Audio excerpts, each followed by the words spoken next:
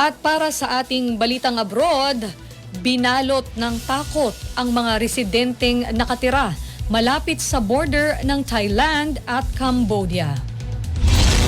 Sa isang CCTV footage, makikita ang pagkagulantang ng ilang residente nang marinig ang malakas na tunog ng pagsabog rito. Bagamat hindi pa natutukoy ang eksaktong dahilan ng narinig na pagsabog sa video, kanya-kanyang alisan ang mga residente sa lugar dahil dito. Naganap ang insidente kasunod ng pagpapakawala ng Thailand ng airstrikes sa Cambodia.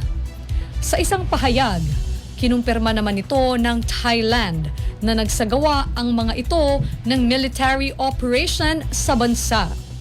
Ito ay dahil sa pag-akusa ng dalawang bansa sa isa't isa na lumabag umano ang mga ito sa kanilang ceasefire. Sa kabila nito, labis namang nag-alala ang publiko dahil sa kaliwat kanang digmaan na nagaganap sa mundo.